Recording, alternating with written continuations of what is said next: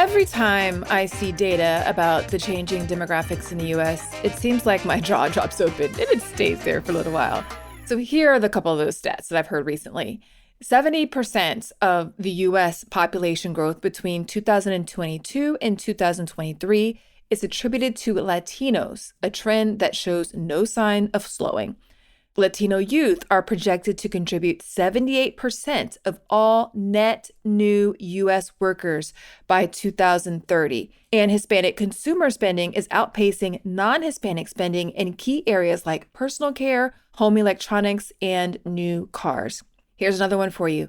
25% of Gen Z and Gen Alpha are Latino. And this is a fascinating one that I think will surprise a lot of people. 94% of Latinos under age 18 are born and raised in the US. So whenever I think about all this from a marketing standpoint, it's clear that brands need to factor these changing demographics into their strategies today. Now, the data that I mentioned came from the US Latino Youth 2030 report conducted by Kantar in collaboration with the Latino Donor Collaborative.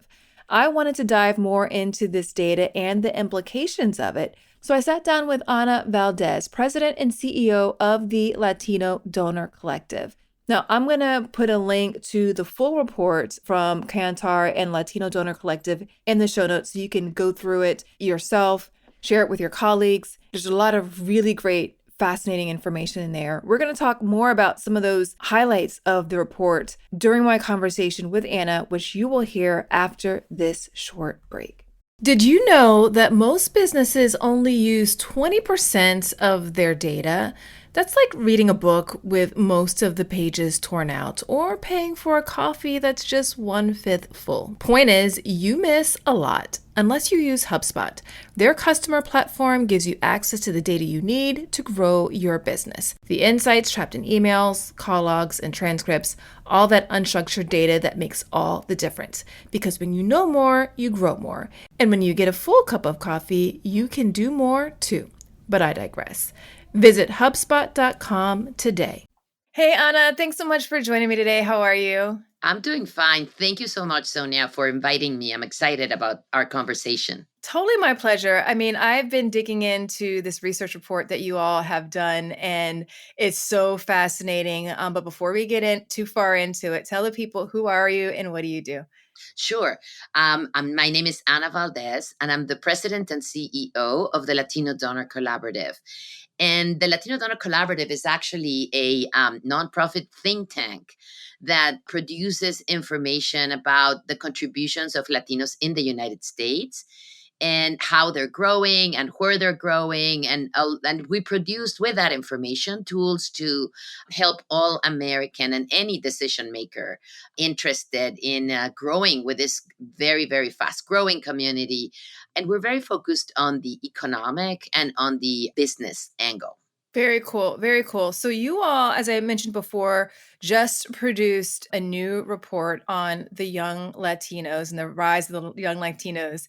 Can you just explain that report? And then I want to dig into some of the findings that you found from it. Of course. So this report is the first ever, which is really exciting. I'm going to tell you a little bit of the origin and then I'll tell you what it is. But, Okay.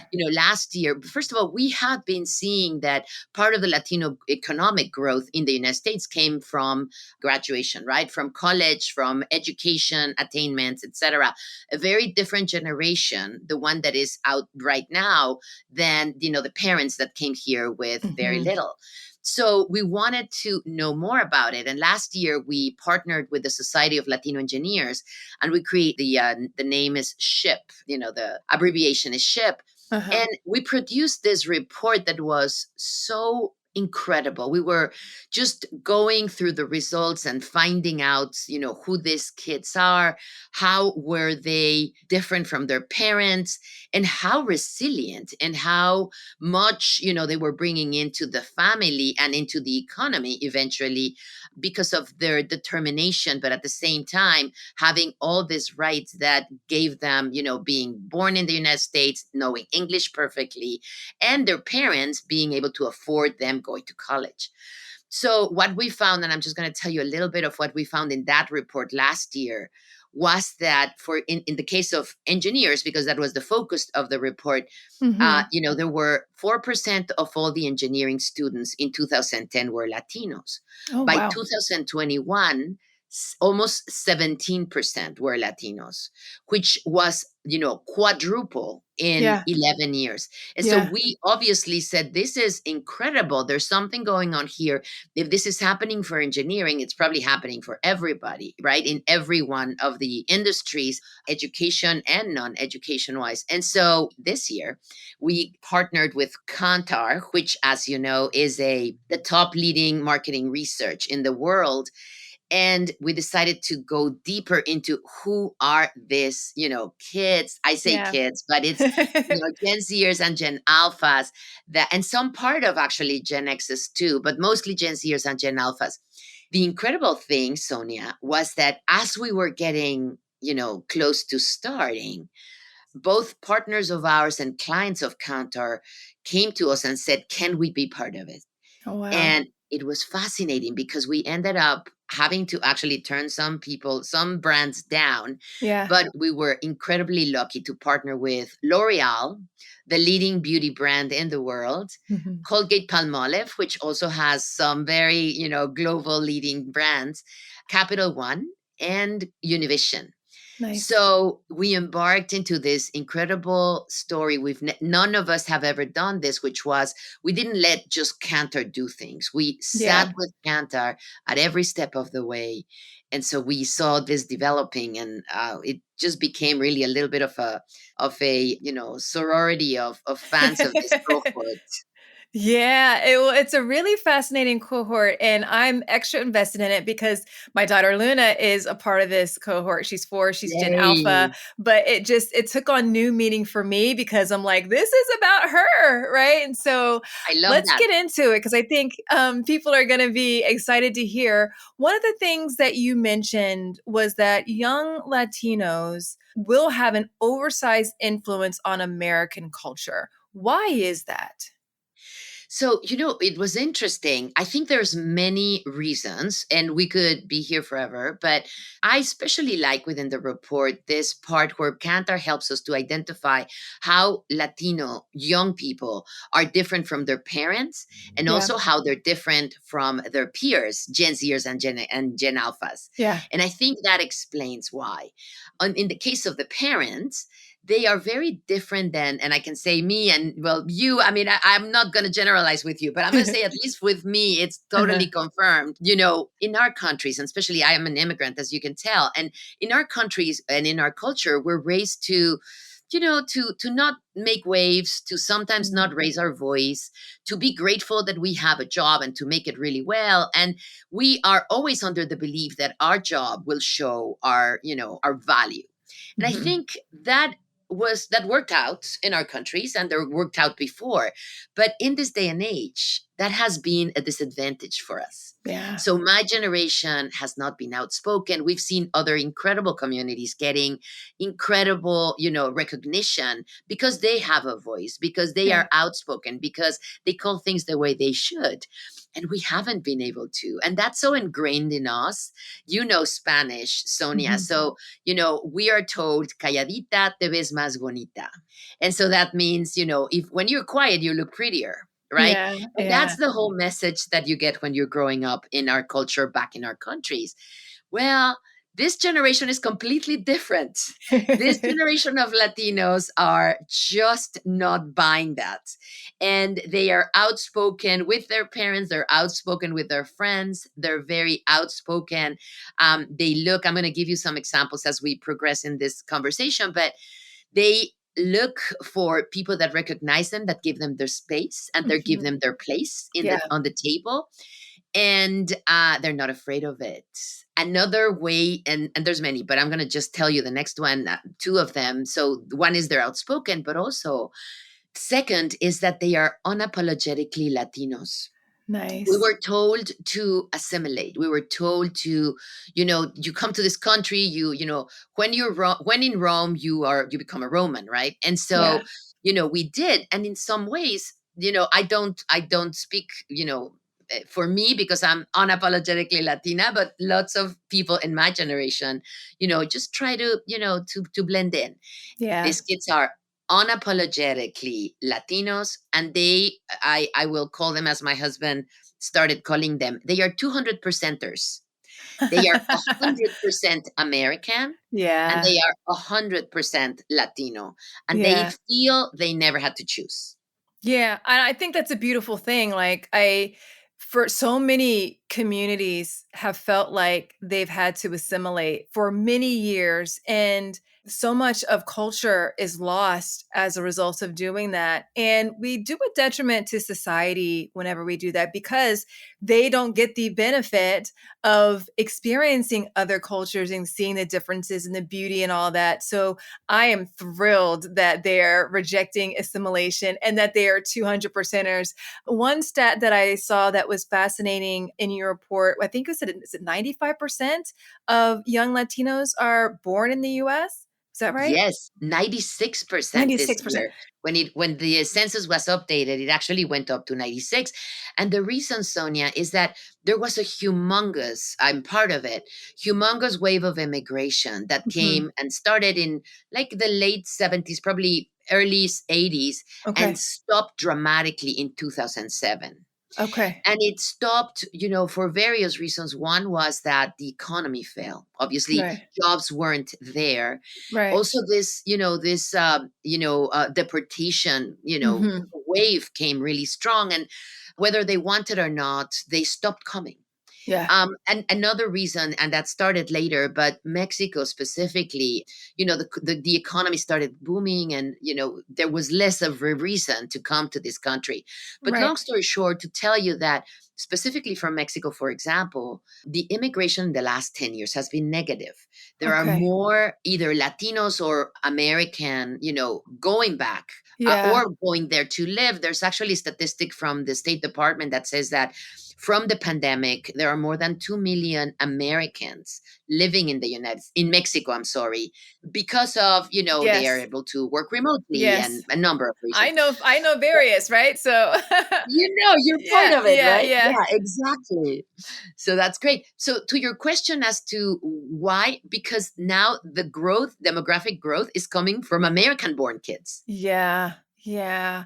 And I think that's a different narrative or different story or reality than what is told, but it makes a big influence on their attitudes, the way in which they think about the world, the way they receive or not messages from brands. So, one thing I'm curious about, because you all spent some time on this in the report, really contrasting the difference between young Latinos, which I believe you're describing as under 35, Yeah, on the and the generations that came before them. Can you explain some of those differences? Because I feel like it seems like whenever brands are thinking about the Latino population, it's just one big thing together and they, try to take a one size fits all approach.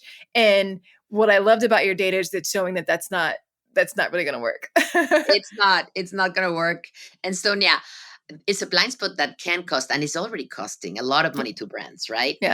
That's a crazy thing. So to your question, it's interesting. I think one of the biggest, well, I have two things to tell you. One is that what we found is that in that generation, the country that you come from is much less important than the experience as a Latino, right? Ah, From, Cameron Diaz, blonde, blue eyes, to, Rosario Dawson, who yeah. is, Afro Latina, the experience is very common, which is Mhm. crazy, right? Mhm. And of course, those two don't belong to the demographic that we actually polled. They, Right. but I just used it as an example.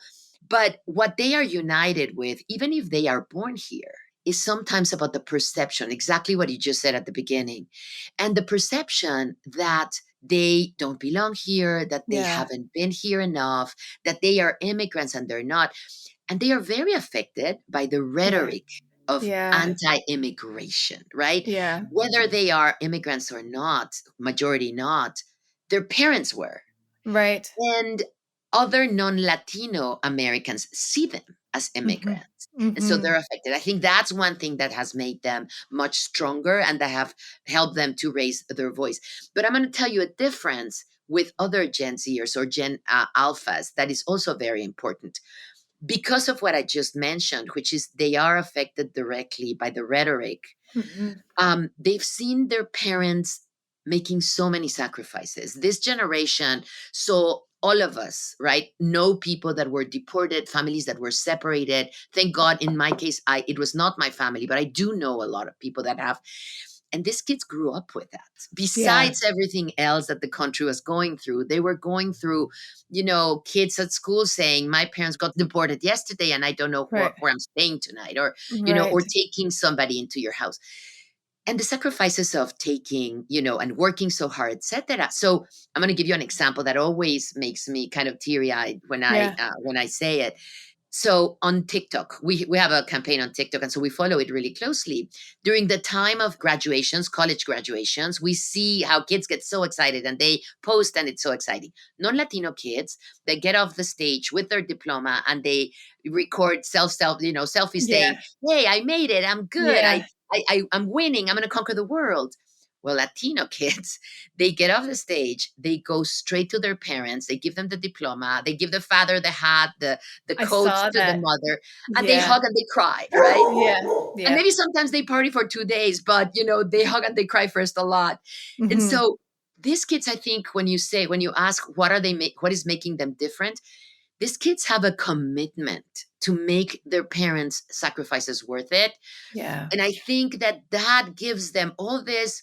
Usually second generation of immigrants are a little bit less comfortable, a little bit more comfortable, a Mhm. little bit less motivated. Well, these kids are not. These kids have Right. all this, motivation and enthusiasm to make things right Mhm. because they want to be proud. They want their parents to be proud of it. I think that's super cool. I remember seeing a lot of those TikTok videos during graduation time, and it was Right? really touching to see. Like they would go, like you said, straight to their parents, and they would take their cap and give it to them. They'd take the diploma, like, they would give it all to their parents because they knew the sacrifice and what it meant to them, and they weren't able to Exactly. do it without them. I thought it was beautiful. It was Right? beautiful. Yeah, I love it. I get touched every time I see one.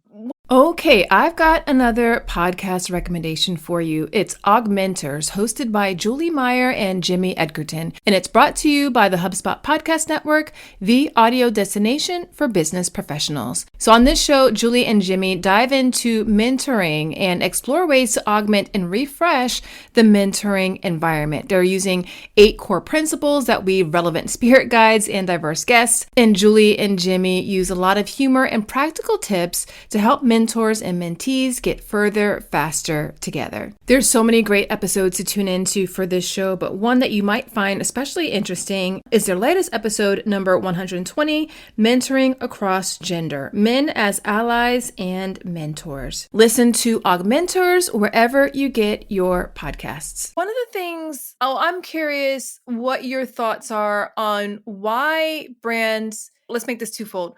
Why do brands struggle so much with marketing to Latinos in general?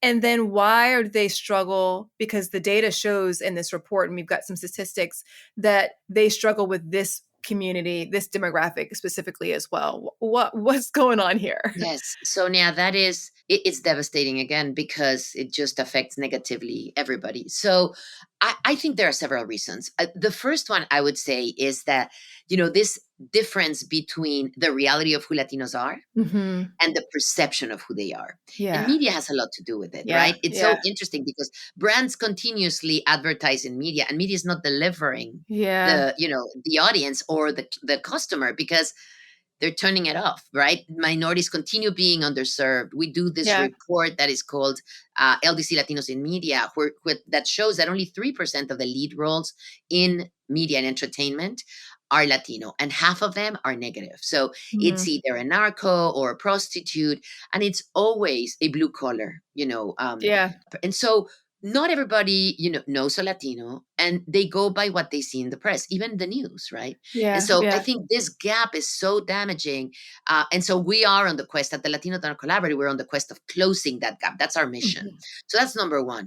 Number two, I think it's scary to understand the community that has immigrants, that mostly had immigrants in generations that were older, and that now those kids are not immigrants and they're Mhm. different, right? They're still different. They're still brown, most of them, or, Afro Latinos, very few blonde, but, Mhm. kind of they are all, they come in all colors. They come from different countries and they're afraid, right? Their safe way of programming for them is programming from where they come from. That is Okay. the third huge problem. There are no executives. We collaborated with McKinsey on a report about executives, etc. There only 1% of executives with decision making Oh, in the wow. industry are Latino. And so, of Yeah. course, you have an example. I don't know if you remember Primos. Primos is a show from Disney that completely failed. Now they're Okay. redoing it, and hopefully they were doing it well. But it failed Okay. so bad. And when they went back, they said, why? Well, it was a non-Latino, American that was putting Oh. together. And when she was asked, she said, well, but I was raised with Latino neighbors and they took me, on vacation sometimes. So I saw their family, dynamic. It's like, you can't. You need authenticity. Yeah. People, Right. something that you saw in a report, especially young Latinos, they see Right. through transparently, Yeah. non-authentic programming. Yeah. Yeah.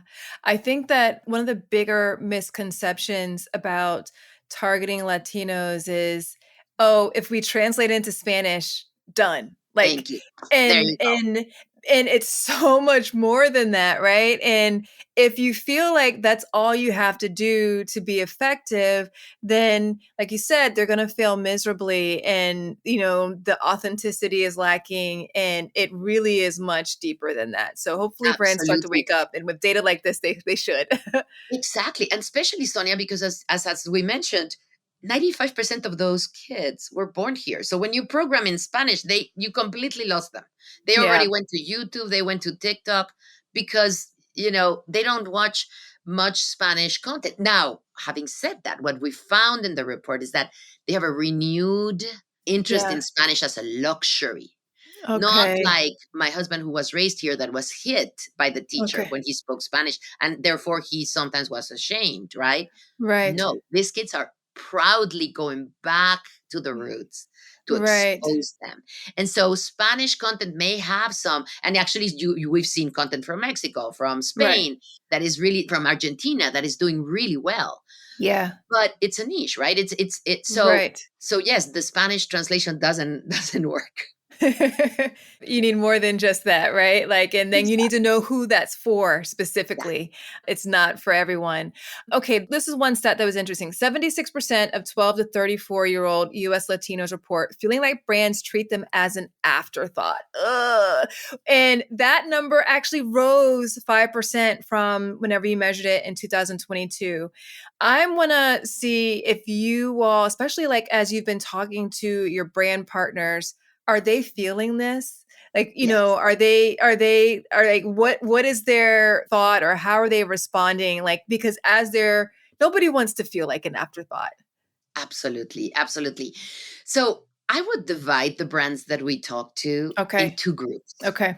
The 20% genius that know this and have acted on it, who therefore are the leaders of their market. Yeah. And I hate to say this, but L'Oreal is one of them, right? And Yeah. the Yeah. brands that joined us were the Yes. ones that wanted to know more. So the Yeah. ones that are, it's like preaching to the choir in some way. Yeah. Yeah. And then there's the 80% that keep losing market share, that were great 5 years ago and were leaders, and now they're like second or third or Right. more, like Modelo, right?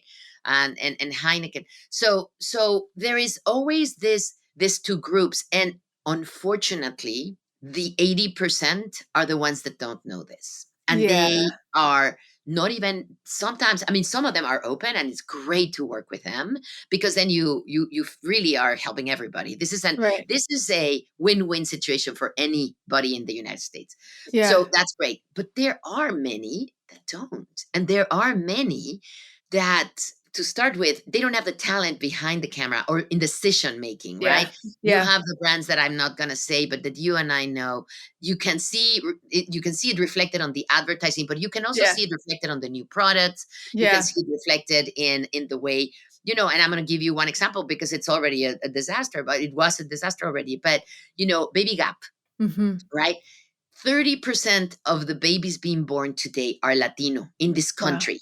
Wow. And Baby Gap didn't have one single baby that looked Latino Oh, in their advertising. And then they yeah. were wondering why they failed, right? Yeah. And it was always the same. I mean, I had kids when Baby Gap was, that age when Baby Gap was in its boom in the, 2005 or something. And Right. they didn't have one single baby that looked like me. And Yeah. I always Yeah. felt it. You know what I mean? Yeah. Yeah. And so to your point, do they know it? Again, the 20% are brilliant. They're leaders. They don't they, Right. they want to know more.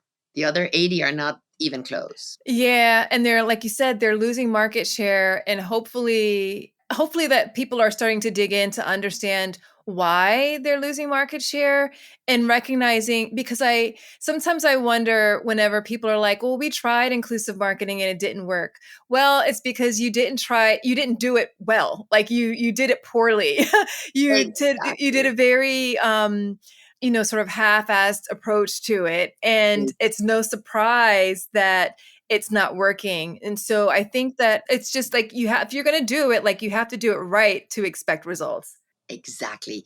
Because Sonia, they blame it on us. And Yeah. I always tell them, we didn't fail as audience. You failed as Yeah. programming. Yeah. You know what I mean? Yeah.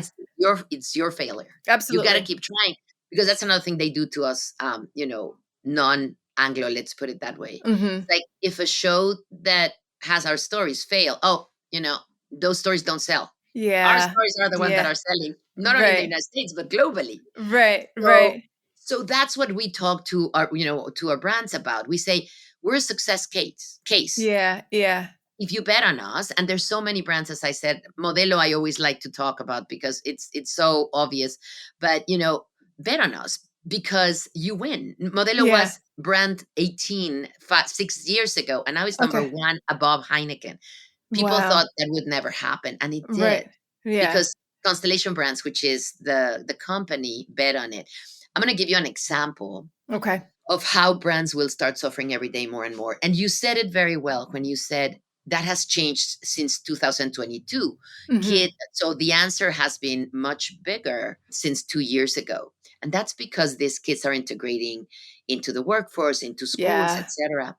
So in one of the cases, we were all the brands. Everybody was like in a Gazelle, camera, but then it was a Zoom call interviewing this beautiful kid that was going to college. And he was on the underserved side. So the interviewer said, the kid said, I need to buy a good computer. Hmm. The interviewer said, oh, great. What brand are you buying? And he said, Apple. And the interviewer said, why Apple? You can get as good of a product for Right. $1,000 less. Right. And he said, because I did my research and I found out that Apple has a Latina board member and two C Nice. suite Latino. Yeah. And I'm going to support that brand. I love it. That's why brands are getting in trouble. Because Yeah. again, my generation was loyal and bought things anyway, and still do, by the way. Yeah. Yeah. But that generation is not taking it. No, no. It's like you have to earn my money, right? And Exactly. earning my money is more than just about representation and marketing, which is important. It means that you have to be an inclusive brand overall. Like you have to walk the talk, which means having people in senior roles, having people throughout your organization who not only look like me, but have lived experiences that are similar, which of course will help with authenticity and will help you do better work. So I'm Exactly. 100% for it. You said it perfectly. Can you be our ambassador, please? Oh, I would be glad to. I'd be glad to. All right. So before we kind of wrap up on this, are any specific stereotypes that you feel that you've heard that brands need to just stop it if they want to engage with this community with their marketing? They constantly said that they were very offended by the way people assumed, right? Okay. So if they were in college and they were good at math, they would be completely baffled. And why are you surprised that I'm Right. Latino and I'm brown and I'm Right. really good at math? So that Yeah. was one. Another one was the assumptions about their parents. Okay. So how did you get here, and how did your parents put you here, and Right. and are they housekeepers? And they Oh, wouldn't say it yeah. like that, the assumptions, right? Mhm. That they Mhm. couldn't come from anybody except from somebody that is stereotyped. And Yeah. housekeepers are fabulous, and there's Right. absolutely nothing wrong with that. But that Right. was the least of the problem, right? If they had money, they said, you know do your parent, like, they were kind of fishing for, is your parent involved in some kind of Some criminal drugs or activity? something like that. You know? Yeah. So that is extremely offensive, right? Yeah. And the Yeah. questions, and yes, so I think in general is who we are, right? Who Yeah. Latinos are, and how do they come here, and how do they evolve as they've been here for decades. Yeah. And the surprise when we say the names that Latinos were 4% of all engineering students, and by 2021 they were Yeah. 16, almost Yeah. 17. Don't be surprised. Like, Yeah. what do you think we were doing? You Yeah. know, Yeah. the lack of awareness of the upward mobility of the Mm. community, Mhm. and the lack of awareness even in crime, right? Yeah. Latinos have one of the lowest criminality rates in this country, and it's Mhm. still assumed that we may have done something wrong. Right. And that applies to probably all the minority Yeah. communities in this country. Yeah. Yeah. But we're 20% of the people in the United States. That shouldn't happen. I'm going to give you a comment that you may not want to put in the interview, Okay. but something that I discovered, somebody that works for me made this charts yesterday. Uh-huh. So in 1970, 93% of people in this country identified as white. Okay. There was a reason why this term minority evolved, right? I mean, Yeah. it emerged. So at that Mhm. time, it was fair. Only 7% of people were minorities. Then yes, of Right. course, it's a minority. Today, 42% are Right. not white. There's no Right. reason to call us minority anymore. Right. And in some Right. states like Texas, California, New Yeah. Mexico, soon New York, and Illinois, Latinos are majority. Yeah. And so there's no reason to call us minority just because we are not white. Right. Right. The demographics are changing very quickly. And I think that brands really need to go into this eyes wide open of the realities of the population and what that means for the way they show up. They cannot continue with the marketing and the approach and the thinking that they did 10 years ago and expect that that's going to be enough, because it's a completely, like, yesterday's customers are not today's customers. It's completely different. Exactly. We call it the marketing of 21st century versus the marketing of the 20th century. Yeah, yeah, absolutely, absolutely. This has been fascinating. I want to switch gears quickly. I'm curious from your perspective as a consumer. Can you tell me about a time where a brand made you feel like you belonged? Yes, I would say there's several. I Okay. remember, I'm going to give you two examples. Okay. About 10 years ago, AT&T had this advertising, and they were leaders, by the way, and then of course they were not.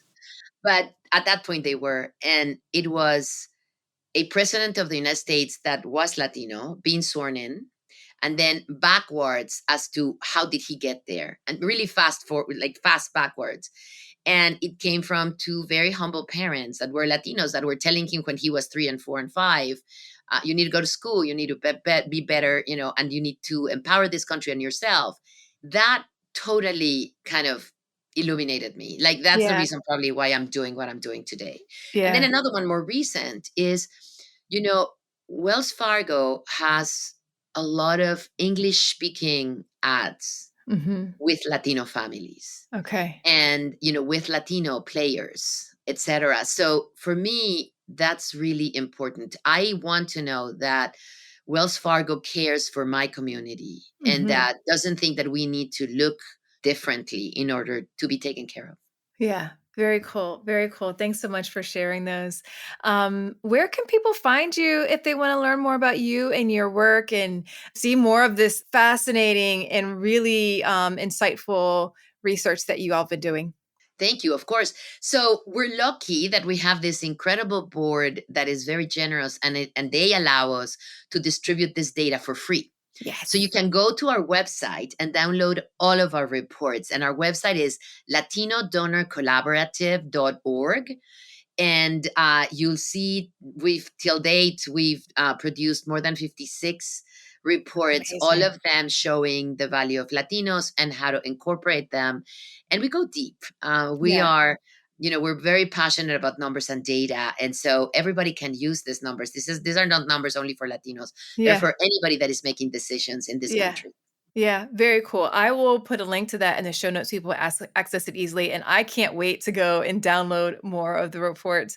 Please do, Um, Celia. any parting words of wisdom, Anna, for marketers and business leaders who want to do a better job of engaging the young Latino consumers who are what percentage of the population did you say they are right now? Was it 25%? 20%. 20%, yeah. 20% of the population, 25% of youth, and Mhm. 30% of all the babies being born. Wow. Wow. Yeah. What's your advice or parting words of wisdom for marketers who like with this reality? How can they do Absolutely. better? The best advice I can give brands and anybody that is a resource allocator is to act based on data rather than on their preconceived ideas of Yeah. which, of a community. And in the case of Latinos, get to know this cohort.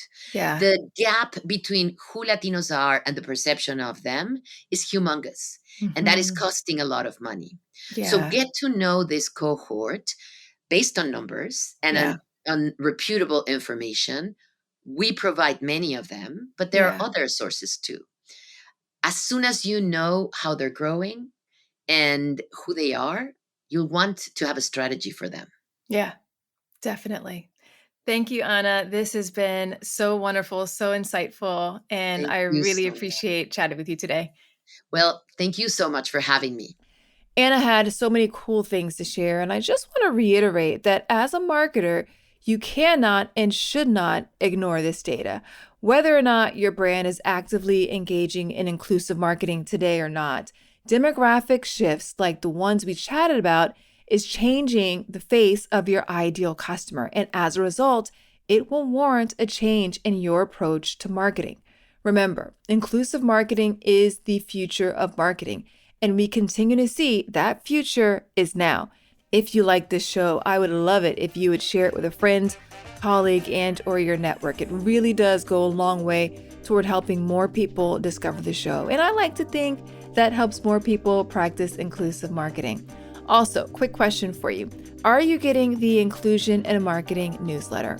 Each week, I send news, resources, tips, insights, and all kinds of other goodies to help you attract and retain a bigger, more diverse, and fiercely loyal customer base. Go to inclusionandmarketing.com/newsletter to get signed up. I will also drop a link to that in the show notes for you so you can access it easily. Until next time, remember, everyone deserves to have a place where they belong.